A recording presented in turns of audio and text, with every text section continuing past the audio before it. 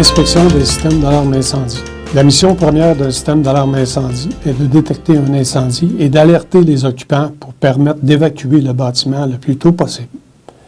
Puisque la mission vise en premier lieu la sécurité des occupants, le système doit être maintenu en tout temps, en bon état d'opération et des inspections doivent être faites de façon ponctuelle. Comment ces inspections doivent-elles être effectuées? Ces inspections relèvent de la norme canadienne ULC S536. Des préparatifs s'imposent avant d'effectuer une inspection sur un système d'alarme incendie. On recommande d'informer les occupants de l'immeuble quelques heures à l'avance pour les prévenir des interventions qui seront effectuées sur les lieux et de nous assurer l'accès à tous les locaux et suites du bâtiment. Dans le cas où le système d'alarme incendie supervise des gicleurs, effectue le rappel des ascenseurs ou active d'autres fonctions auxiliaires, une coordination doit être faite par le client avec les autres intervenants afin d'assurer leur présence au moment des essais.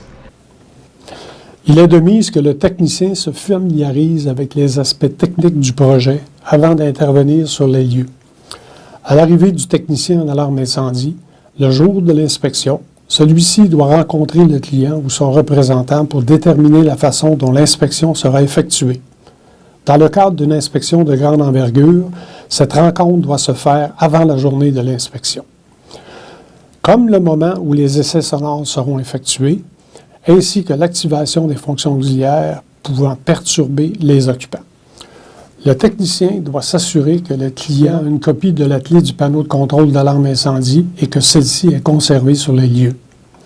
Demandez au client d'aviser la centrale d'alarme pour les informer que les essais seront effectués sur le système d'alarme incendie en précisant la durée approximative. S'assurer que la surveillance est en mode essai. Inscrire le nom de la personne avec qui l'on communique à la centrale et donner votre nom et numéro de téléphone pour vous faire rejoindre pendant cette période. Idéalement, aviser le service des incendies pour éviter un déplacement inapproprié dû aux essais en cours. Installer des affiches dans les portes d'entrée, portes de sortie, ainsi que les ascenseurs qui indiquent qu'on effectue l'inspection du système de détection incendie et votre numéro de téléphone pour qu'on puisse vous rejoindre en tout temps. Expliquer au client et à l'équipe d'intervention la procédure à mettre en place advenant une vraie urgence lors de la mise à l'essai. S'assurer que la documentation à l'élaboration du rapport est prête pour noter les résultats des essais. Idéalement, il faut confirmer l'année de construction du bâtiment et sa classification.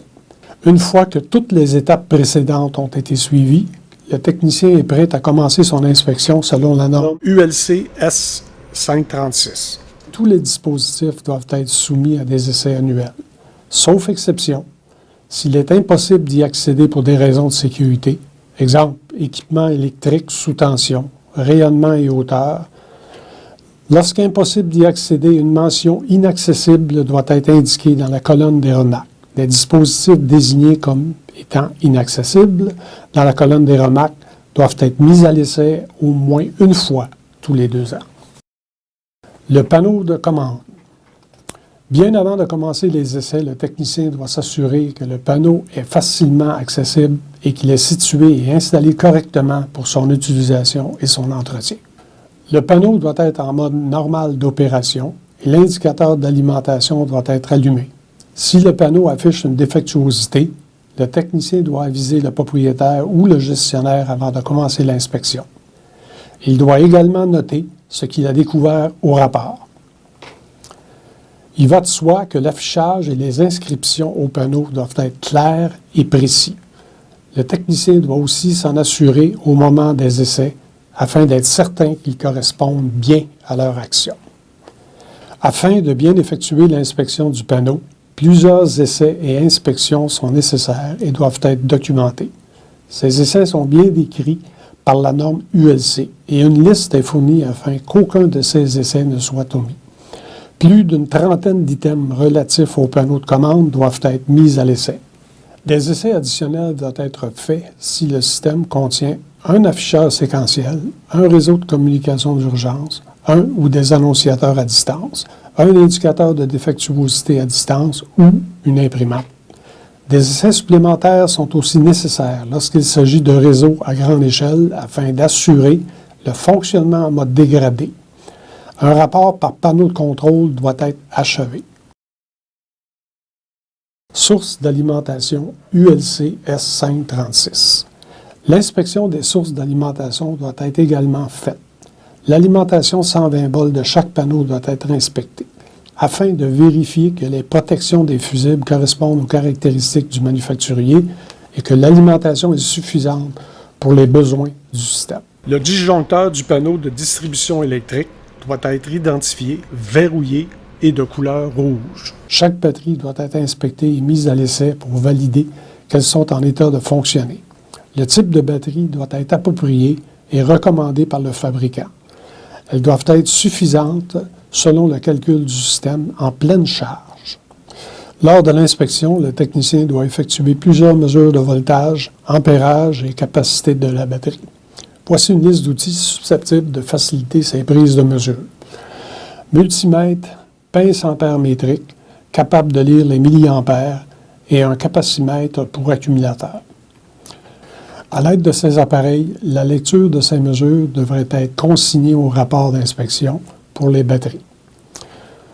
Tension avec alimentation principale, panneau incendie en mode normal. Tension avec l'alimentation principale, panneau incendie en mode surveillance. Tension sans alimentation principale, panneau incendie en mode surveillance. Tension sans alimentation principale, panneau incendie en pleine charge et en alarme. Courant sans alimentation principale, panneau incendie en pleine charge et en alarme. Courant de charge de la batterie. Il faut vérifier les dommages matériels de la batterie. Également nettoyer, serrer et lubrifier ses bornes de raccordement. Une ventilation adéquate est aussi nécessaire. Les batteries doivent être débranchées pour valider qu'une panne apparaît au panneau incendie. La tension de la batterie ne doit pas être inférieure à 85 % de la valeur nominale. L'utilisation d'un capacimètre est la solution à préconiser. Vous pouvez consulter la norme ULC S536 pour d'autres moyens de vérification permis. Si une génératrice fournit l'alimentation CA au panneau incendie, une défectuosité de celle-ci doit provoquer un signal de défectuosité au panneau incendie. Le code dateur de la batterie ou sa date de remplacement doit être inscrit au rapport. Les batteries devraient être remplacées aux 5 ans ou selon les recommandations du manufacturier. Les postes manuels. Le technicien doit d'abord effectuer une inspection visuelle pour s'assurer qu'il y a bien des postes manuels à toutes les sorties et que ceux-ci soient bien installés à la hauteur permise. Qu'une fiche indiquant la procédure à suivre suite au déclenchement d'un poste manuel soit installée au-dessus ou à côté du poste manuel, précisant que le système est relié ou non relié à une centrale d'alarme. Si le système n'est pas relié à une centrale d'alarme, des écriteaux doivent être prévus en précisant la marche à suivre en composant le 911. Que les sorties exigées comportent des postes manuels et que les distances par rapport aux sorties soient bien respectées. Que les postes manuels soient de couleur rouge et qu'ils soient également accessibles. Que le modèle installé convienne à l'installation et à l'environnement. Que le dispositif est en bon état. S'il y a des accessoires de protection, ils doivent être homologués pour cet usage. Notez que le rapport doit contenir le code dateur de l'installation du protecteur s'il contient une pile. De s'assurer que les postes manuels comportent la tige de verre si celle-ci est requise. De s'assurer que s'il s'agit d'un système à 2 étapes, tous les postes manuels doivent avoir une clé identique pour l'activation de l'alarme générale et que des essais d'alerte et d'alarme soient effectués pour chaque poste manuel. Il doit activer les postes manuels et valider que l'alarme s'enregistre de façon claire sur l'annonciateur du panneau de commande à l'intérieur de 10 secondes et que les signaux retentissent selon la programmation établie. Notez que l'activation des postes manuels et leur réarmement peuvent différer d'un fabricant à l'autre. Le technicien doit par la suite rapporter les détails de mise à l'essai au rapport d'inspection en spécifiant le modèle du dispositif, la zone sur laquelle le dispositif se situe et son adresse s'il s'agit d'un système adressable. Les détecteurs de chaleur. Les équipements servant à la mise à l'essai des détecteurs de chaleur doivent être approuvés pour leur activation. Équipements d'essai reconnus pour les détecteurs de chaleur, séchoir à cheveux, lampe infrarouge ou incandescente. Il est strictement interdit d'utiliser une flamme nue. Dans un bâtiment non giclé ou partiellement giclé, le technicien doit d'abord effectuer une inspection visuelle pour s'assurer qu'il y a bien des détecteurs de chaleur installés aux endroits exigés. Que le modèle installé convienne à l'installation et à l'environnement. Détecteur à l'épreuve des intempéries, antidéflagrant ou à l'épreuve de l'humidité. On doit aussi tenir compte de la température ambiante et des variations de température possibles dans l'environnement où sera installé le détecteur. Que les dispositifs sont en bon état et n'ont pas été peinturés. Qu'il n'y ait aucune contrainte physique pouvant empêcher le bon fonctionnement ou leur inspection. Faisant suite à une inspection visuelle des équipements, le technicien doit procéder à une inspection et à une mise à l'essai du fonctionnement. Il doit activer le détecteur de chaleur et valider que l'alarme s'affiche clairement sur l'annonciateur du panneau de commande et que les signaux retentissent selon la programmation établie. Dans le cas de détecteurs de chaleur non réarmables, un déclenchement électrique doit être simulé aux bandes de raccord du détecteur. Le technicien doit par la suite rapporter les résultats de mise à l'essai au rapport d'inspection en spécifiant le modèle du dispositif, la zone sur laquelle le dispositif se situe et son adresse s'il s'agit d'un système adressable. Il doit aussi indiquer dans son rapport, pour chacun des dispositifs, s'il y a des lacunes, des recommandations ou des remarques. Les détecteurs de fumée. Les équipements servant à la mise à l'essai des détecteurs de fumée doivent être homologués pour leur activation et mesure de sensibilité. 1. Un vaporisateur de fumée en aérosol recommandé par le fabricant. 2. Les instruments de mesure recommandés par le fabricant pour déterminer la valeur de sensibilité d'un détecteur. 3. Les instruments reconnus et homologués pour déterminer la valeur de sensibilité d'un détecteur. Le technicien doit d'abord effectuer une inspection visuelle pour s'assurer de la propreté des détecteurs, que les dispositifs sont en bon état et n'ont pas été peinturés, qu'il n'y ait aucune contrainte physique pouvant empêcher le bon fonctionnement et la mise à l'essai. Après l'inspection visuelle, le technicien doit vérifier le fonctionnement de chaque détecteur de fumée en introduisant de la fumée en aérosol et valider que l'alarme s'affiche clairement sur l'annonciateur du panneau de commande. Attention, l'essai des détecteurs de fumée à l'aide d'un aimant n'est pas approuvé. Cette méthode ne permet pas de vérifier le bon fonctionnement de la chambre de détection. Le technicien doit aussi vérifier la valeur de sensibilité des détecteurs pour s'assurer que ceux-ci sont à l'intérieur de la plage nominale de fonctionnement. La valeur de la plage de sensibilité est indiquée sur l'autocollant en arrière de chaque détecteur de fumée. Pour les détecteurs adressables, il est possible de vérifier la valeur de sensibilité en prenant la lecture directement au poste de contrôle. Si le détecteur de fumée n'est pas à l'intérieur de la plage de fonctionnement prévue, il doit être nettoyé puis soumis à un autre essai. Après le deuxième essai, si la valeur n'est pas dans la plage nominale de fonctionnement, il doit être indiqué au rapport que le détecteur doit être remplacé. Le technicien doit par la suite rapporter les résultats de mise à l'essai au rapport d'inspection en spécifiant le modèle du dispositif, la zone dans laquelle le dispositif se situe ou son adresse s'il s'agit d'un système adressable.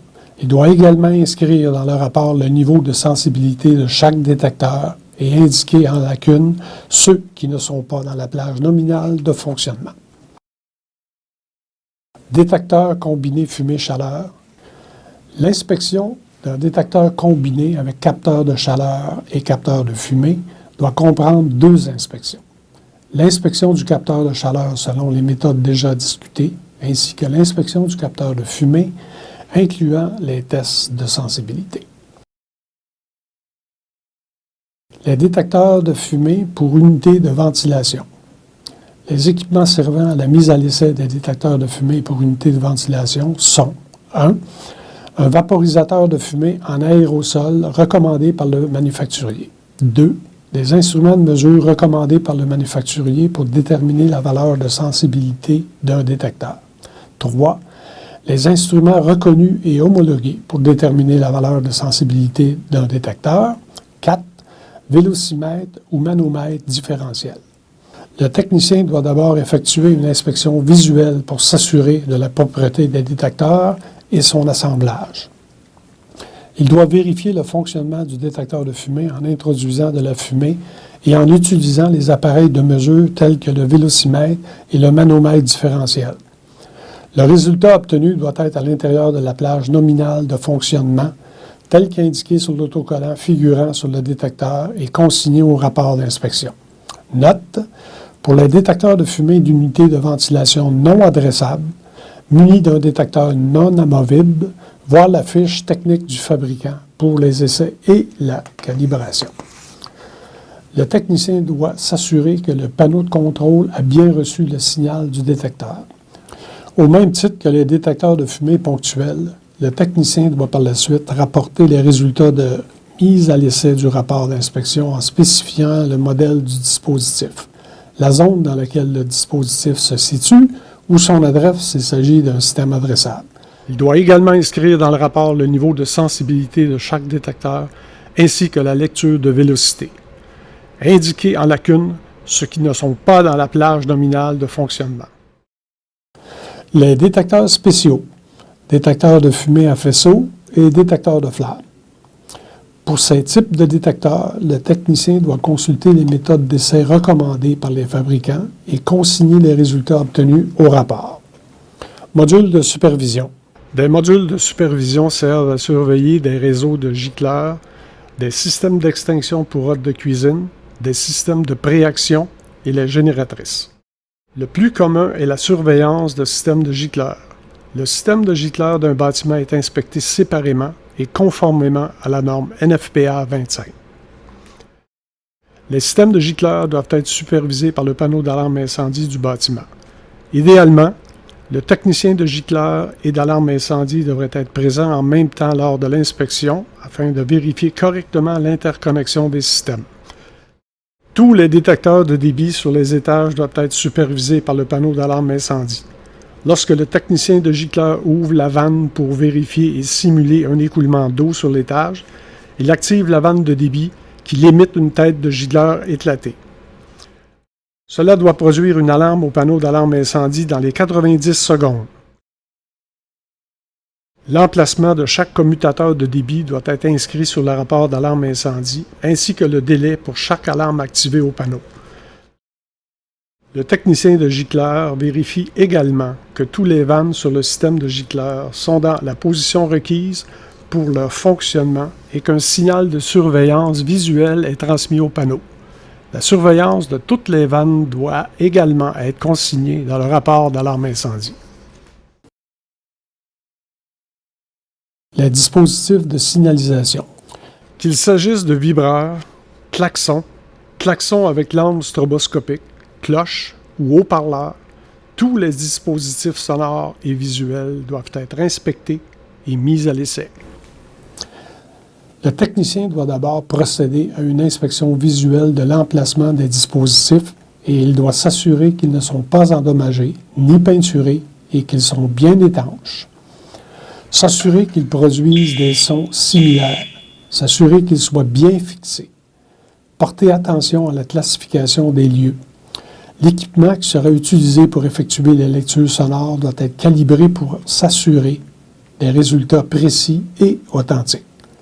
Durant les essais sonores, si le technicien a des doutes sur les performances d'audibilité, il peut effectuer des essais sonores à l'aide d'un sonomètre et émettre les recommandations qui s'imposent. En présence d'un système à 2 étapes, vérifiez les signaux sonores pour assurer la distinction entre le signal d'alerte et le signal d'alarme. Le technicien devra valider la durée des signaux d'alerte.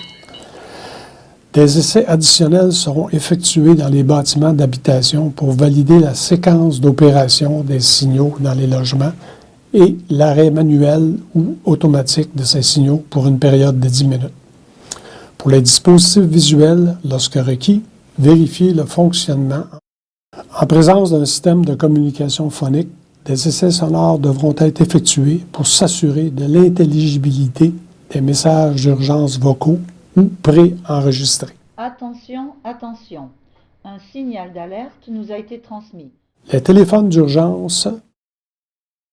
Le technicien doit s'assurer que les téléphones d'urgence sont en bon état et n'ont pas été peinturés, qu'il n'y a pas de contraintes physiques pouvant empêcher le bon fonctionnement et leur inspection.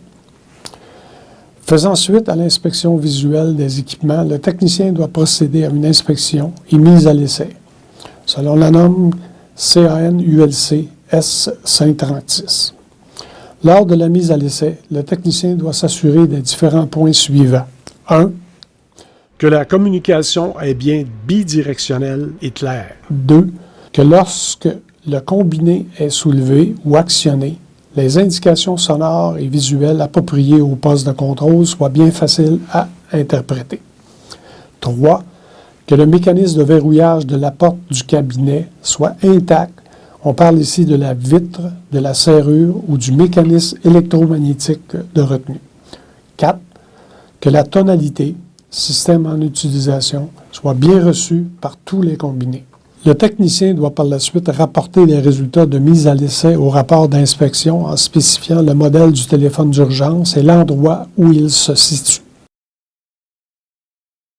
Mise à l'essai des dispositifs d'extrémité de ligne et d'un circuit classique. La norme nous donne l'exemple des essais à effectuer par dispositif.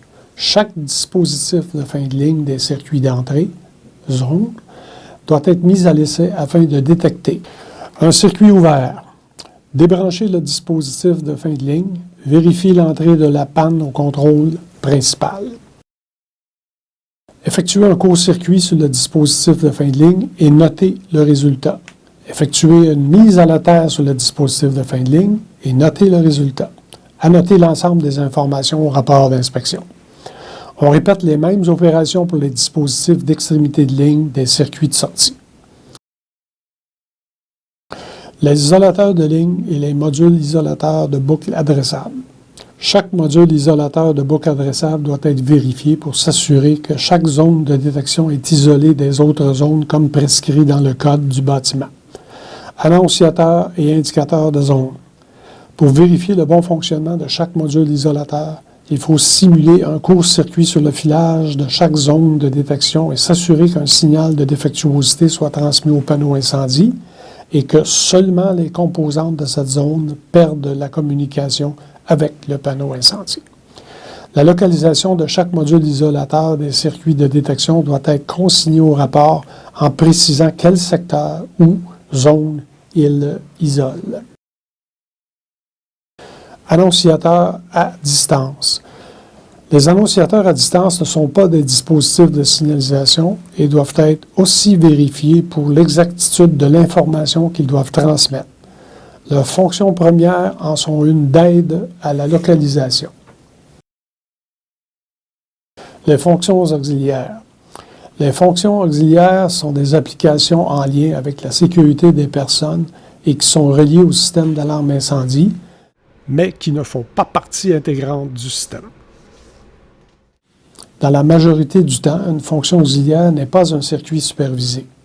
Pour cette raison, il est impératif que toutes les fonctions auxiliaires reliées soient mises à l'essai selon les normes.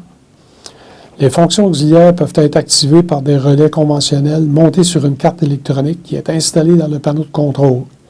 Ils peuvent aussi être activés par un module adressable qui peut être installé près de la source de l'appareil de contrôle. Voici les exemples de fonctions auxiliaires rencontrées couramment. Fermeture des portes et rideaux coupe-feu. Rappel des ascenseurs. Pressurisation des puits d'ascenseur. Pressurisation puits d'escalier. Relâche d'extinction fixe. Système spécial. Normalement supervisé. Système de désenfumage. Déverrouillage de gage de porte d'entrée du bâtiment. Déverrouillage d'électroaimant. Commande d'ouvre-porte motorisée. Arrêt de système de ventilation. En conclusion, une fois que l'inspection d'alarme incendie est complétée et que le système est réinitialisé, il est important de rétablir le lien avec la centrale de surveillance. Le technicien doit communiquer à la fin de l'inspection à la centrale et il doit confirmer la réception du signal d'alarme, de panne et de surveillance. Le technicien doit inscrire au rapport le nom de l'opérateur à la centrale, son numéro d'employé, l'heure et la date de la mise hors service et de la remise en service du lien de communication. Avant de quitter les lieux, le technicien a aussi l'obligation d'expliquer au client toutes les lacunes qui ont été relevées, en particulier s'ils entravent le bon fonctionnement du système d'alarme incendie.